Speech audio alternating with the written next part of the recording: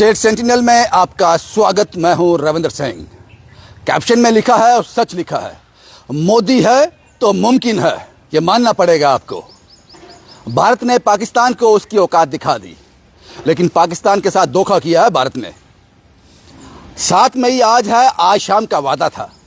आज ब्लैकआउट होगा, सायरन बजेंगे, आपको ये सब करना है। और सोशल मीडिया में और नेशनल मीडिया में ये चल रहा था, और पाकिस्तान आज रात की तैयारी में बैठा था।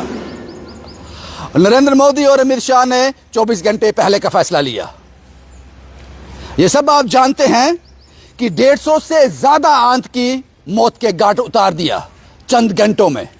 आज रात जो बीती रात है 1 बजे एयरफोर्स ने अटैक कर दिया पाकिस्तान पर। 9 से ज्यादा आतंकी जो ठिकाने थे उन पर हमला किया गया।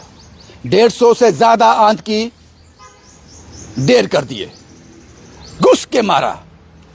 और इस ऑपरेशन का नाम था ऑपरेशन सिंदूर। याद रखना इसको, ऑपरेशन सिंदूर। जिन बहनों के आपने सिंदूर उजाड़े थे, भारत ने बदला ले लिया। 150 से ज्यादा आतंकी मारे गए। 9 से ज्यादा आतंकी जो ठिकाने थे उन पर हमला। मोदी है तो मुमकिन है, और पूरा भारत एक है। इस मसले पर किसी को आपत्ति नहीं है, ना विपक्ष को, ना किसी और संगठन को। मानो सभी ये कह रहे हो, भारत मुझको जान से प्यारा है। इससे बढ़कर कुछ भी नहीं। जो हमारे अंदरूनी मतभेद हैं, सियासी मतभेद हैं, वो तभी चलेंगे जब भारत। हालांकि पाकिस्तान लगातार, पहली बार ऐसा हुआ है जब भारत पूरा संगठित है और पाकिस्तान को घुटनों में ला दिया। थोड़ा ब्रेक आया होगा लाइव में क्योंकि कुछ नेटवर्क इशू थे। और मैंने कहा कि मोदी है तो मुमकिन है। कश्मीर में, यह सच है, कश्मीर में पाकिस्तान जिंदाबाद के नारे लगते थे। चंद लोग थे लेकिन लगाते थे। वो झंडे आपने देखे होंगे पाकिस्तान के लहराते हुए। हिस्ट्री में पहली बार ऐसा हुआ है पहलगाम अटैक के बाद कि कश्मीरियों ने कहा है पाकिस्तान मुर्दाबाद, मोदी है तो मुमकिन है। ये सियासी लोग ही हैं जो इन आतंकवादियों को हवा देते थे, इन टेररिस्ट को पनपने का मौका देते थे। उसका उदाहरण है फारूक अब्दुल्ला, पूर्व मुख्यमंत्री का बयान कि 35 साल में वजीर आजम होकर यहां मैं नहीं जा सकता था, वहां महबूबा जाती थी टेररिस्ट के घर। वो कैसे जाती थी? बड़ा ही सेंसिटिव स्टेटमेंट था ये। इसका मतलब यह था कि हमारे पूर्व मुख्यमंत्री, ये स्टेटमेंट ये कहता है कि हमारे पूर्व मुख्यमंत्री आतंकवाद को बढ़ावा दे रहे थे, उनके रहमो करम पे था। इस बात को समझना होगा, मोदी है तो मुमकिन है। हालांकि पुंछ में जिस वक्त मैं बात कर रहा हूं, रात को पुंछ में बहुत नुकसान हुआ। मोटार शेलिंग कर रहा है लगातार पाकिस्तान अपने घर में बैठकर ही। हिम्मत नहीं करता वो अंदर घुसने की। उसको पता है कि अंदर घुसने की हिम्मत की तो नक्शे से नाम मिट जाएगा। इस मोटार शेलिंग में 7 से 10 लोग जख्मी हो गए, जो अस्पताल की तस्वीरें आई, और कुछ कैजुअलिटी भी पुंछ में हुई हैं, जिनमें 2 मेरे रिश्तेदार भी हैं जिनकी डेथ हो गई जिस वक्त मैं आपसे बात कर रहा हूं। लेकिन वो लगातार मोटार शेलिंग कर रहा है एलओसी से, जैसे पहले वो आज तक करता आया है। गिद्धड़ों की तरह अपने घर में बैठकर बम मार रहा है। लेकिन भारत ने अंदर घुसकर 9 से ज्यादा आतंकी ठिकानों को ध्वस्त कर दिया। 150 से ज्यादा आतंकियों को जन्नत का रास्ता दिखा दिया, हुरों के पास बेच दिया, मौत के घाट उतार दिया। हालांकि यह अभी नाकाफी है। भारत जानता है ये मोदी है तो मुमकिन है। यह बात मैं मानता हूं।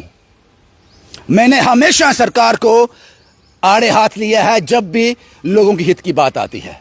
लेकिन जब देश की सुरक्षा की बात हो, भारत की गौरव की बात हो, भारत के सम्मान की बात हो, तो पूरा भारत एक है। मानना पड़ेगा आपको, मोदी है तो मुमकिन है। आज से पहले जब भी टेररिस्ट अटैक कश्मीर में हुए हैं, कोई और सरकार रही है, तो हमदर्दी जताई गई है टेररिस्ट के साथ। इसका गवाह रहा हूं मैं एक नेशनल चैनल में काम करता था उस वक्त। हम दर्द जताते थे उन लोगों के साथ, उनके घर जाते थे जिसका टेररिस्ट, जिसका बेटा, जिसका भाई, जिसका पति मर जाता था। चीफ मिनिस्टर उनके साथ बैठते थे, उनके साथ अफसोस करते थे। आज भी जब तराल में टेररिस्ट का घर तोड़ा गया सिक्योरिटी फोर्सेस के द्वारा, तो हमारे सियासतदानों को, कश्मीरी सियासतदानों को, जो मुख्यमंत्री तक रहे हैं जम्मू कश्मीर के, उनको बहुत तकलीफ हुई। जो पाकिस्तान के नागरिक हिंदुस्तान में रह रहे थे गैर कानूनी, जब उनको निकालने का वक्त आया तो उनको तकलीफ हुई। आपको यह तकलीफ निकालनी पड़ेगी अपने दिल से, वरना आप सच्चे मुसलमान नहीं हो। याद रखना, आप हिंदुस्तानी हो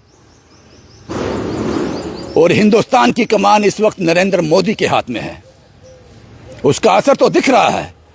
पाकिस्तान हमले से पहले ही घायल हो गया है, डर डर कर उसकी हालत खराब है, और ऑपरेशन सिंदूर ने वो बदला ले लिया।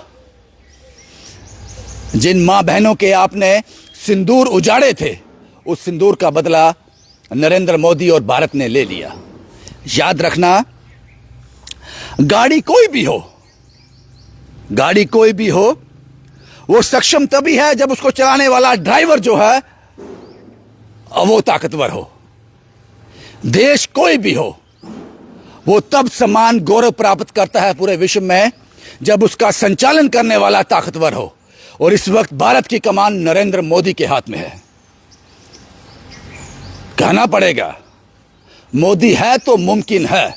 वो इंतजार कर रहे थे आज रात का कि आज रात ब्लैकआउट होने वाला है, कुछ होने वाला है। वो ब्लैकआउट कैंसिल हो गया। वो ब्लैकआउट मॉक ड्रिल नहीं थी, प्रैक्टिकल कर दिया भारत ने।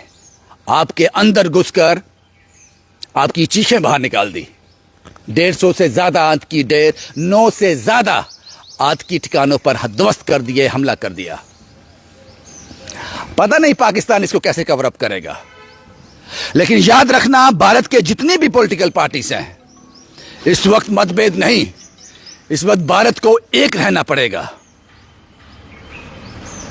हम लोगों को इस वक्त, जब भारत की गौरव की बात है, सम्मान की बात है, इज्जत की बात है, हम सबको नरेंद्र मोदी, हमारे प्रधानमंत्री के हाथ मजबूत करने चाहिए। वो मतभेद हैं, जो नाराजगियां हैं, वो तभी हैं जब भारत का गौरव है। इस बात को याद रखना। पाकिस्तान के साथ धोखा किया भारत ने।